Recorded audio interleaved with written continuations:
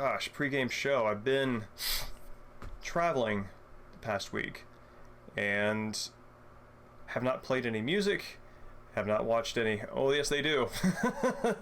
They do, and they let you know. Yeah, no, my kid's great. I'm super happy to spend any time with him I can. But yeah, no, we've been traveling the past couple of weeks, and like all my usual stuff just kind of like goes out the window. So this thing about vacation, right? The root of that noun is to vacate, meaning to take everything and clear it out. So you have a nice big open space. You can feng shui the negative space. that kind of piece. I like this to a certain extent. I also really like my routines, because my routines are the things that I use to keep in touch with the things that I love. I don't actually find them stagnant, I find them structuring.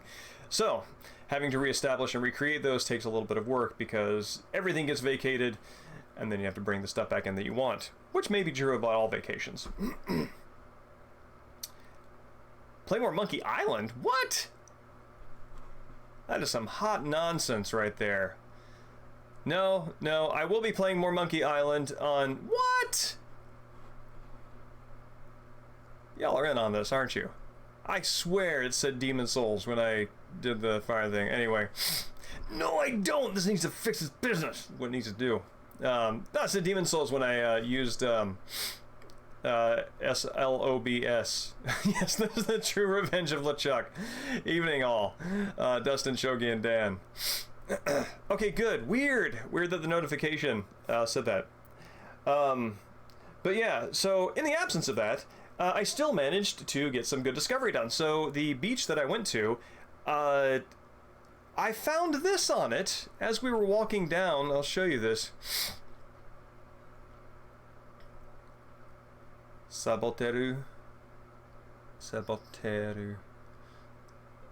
That's interesting. I guess to sabotage is to quiet quit. Is that kind of the notion there, Mahafun? Because that's really interesting.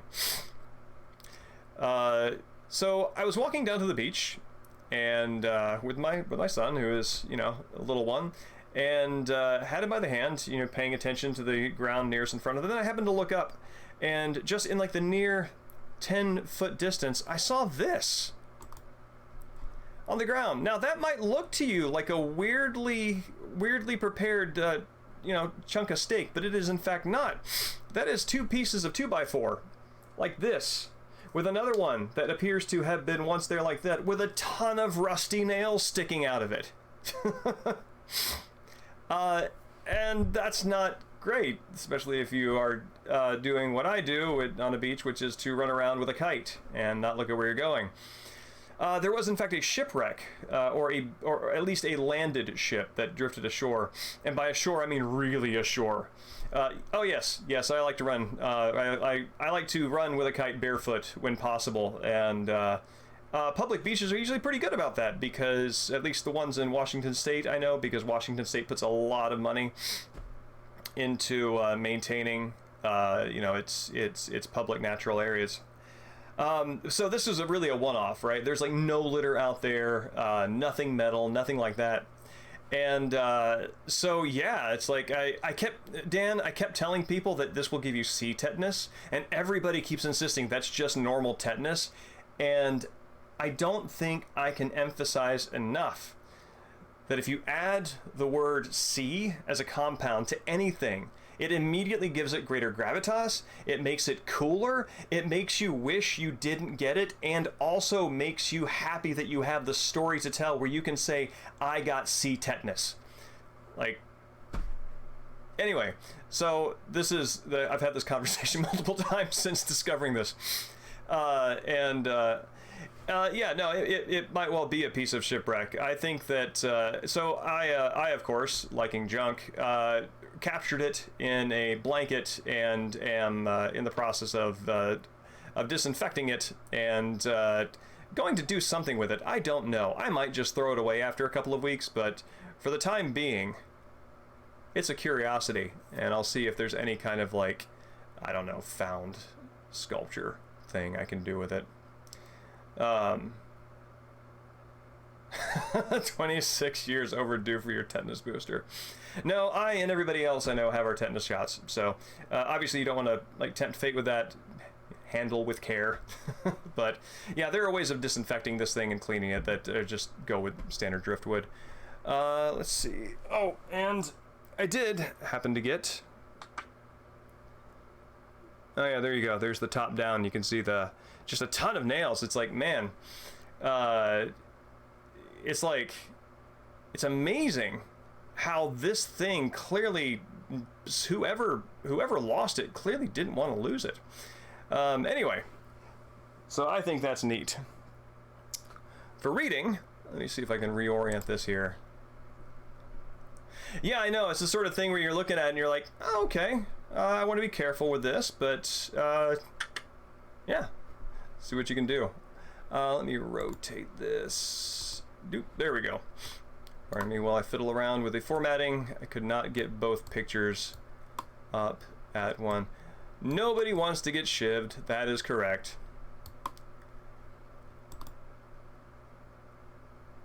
Oh, CH. Ah, I see. C in front of it. Yes, nobody also wants to get...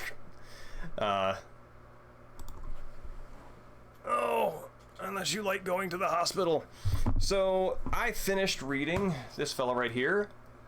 The Lamp from the Warlock's Tomb. There's Anthony Monday, there's the Warlock, and there's the Lamp.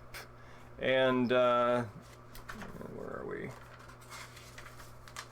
That's part of the tomb. So this was a good fun book. This is one that I had not read when I was younger, but it really ramps up and leans into the supernatural gothic toward the end. I'm very pleased with that, and it executes it flawlessly. Such a great integration of the middle Americana type of adventure Hardy Boys like story plus straight up legitimate medieval sorcery. And this arrived in my absence, and I'm very happy with this. This was my favorite John Bellairs novel when I was a wee one. The Chessmen of Doom. Chessmen of Doom. Doom of Doom, that's one of the things you can add at the end of everything, just the same thing as you can add C as a prefix to everything, and it will become more dramatic. That's really interesting. You know, I never thought about that before. I guess they chose... Let's see, what do we got here? I think I see... No, it looks like there could conceivably be the queen in one of the chess pieces that Gory drew. Interesting.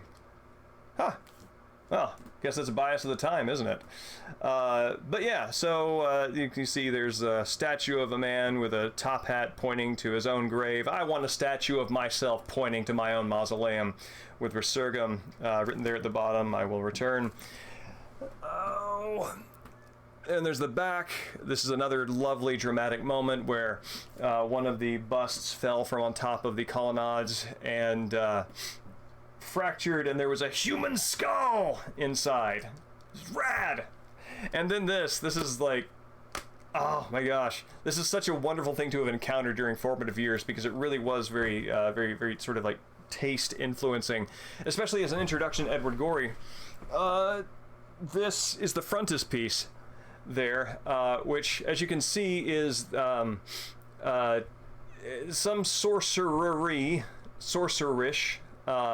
antagonist there with a skull face, with Johnny Dixon, Ferguson, and Professor Childermass there, lured down into the dark, and he is indicating the caskets that he has prepared for them wordlessly. And the scene in the book is in fact wordless and communicated through gestures, and it's really cool how Gorey manages to capture that silence here. Yeah, so I'm super looking forward to rereading this, and a very special thing that I love. This was a former library copy, and this simultaneously makes me very happy and breaks my heart. Makes me happy because I encountered this as a library book, as a little scurrying child through the public libraries, and it makes me sad because nobody else is going to check this out of the, Philip Reed Memorial Library in Plainsfield, New Hampshire. So, actually, Plainfield, New Hampshire sounds like it could be a town in one of these stories. But you know, if you look at the checkout dates there, Clearly just did not catch on here. We got 91, 91, 91, 91, 91. So about 5 checkouts in 1991. Then nothing until 1994, 95, and then from 95 until 2012, nothing. So, very sad. I wonder too, these are actually the copies of the Bellairs books that I look for.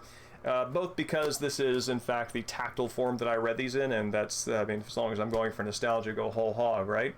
And also because, frankly, I think because of the Edward Gorey illustrations and the fact that Gorey's estate, I assume, did not license the reprint of these for the reprints of John Bellairs' books, basically the only copies you're going to find with Gorey's illustrations are the older ones. Excuse me. And, so they're actually fairly expensive, especially if you find them in new condition. Thankfully, nobody wants public library cast-offs, except me. So I'm very happy with that. But, all that done. Oh my god. Yeah, no, they do. Funnily enough, when I moved here to Seattle, I was dragging my feet on a lot of paperwork like I often do, and wasn't getting my license updated because I looked at my license. I'm like, this thing is good for, you know, however many years. You know, I'm supposed to, you know, once you live here long enough, you're supposed to get it changed over. But I was dragging my feet.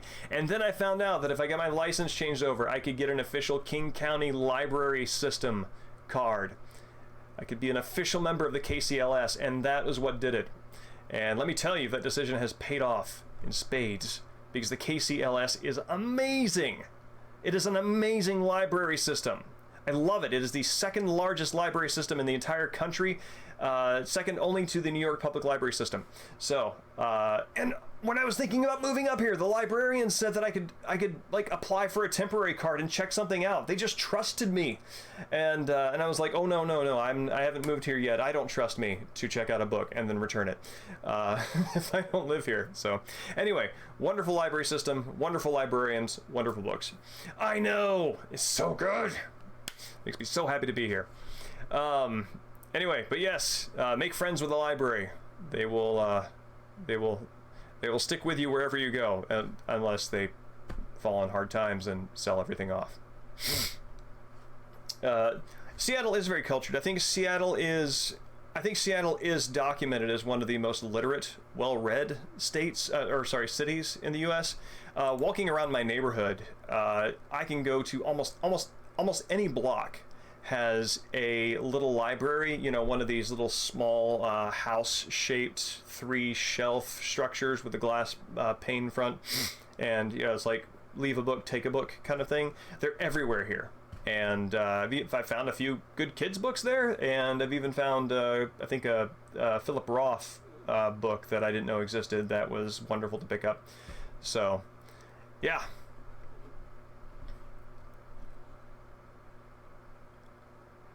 Oh, that's cool. I mean, the main branch of a library is just a great place to be. Yeah. So, but with without further ado, we can go into Demon Souls.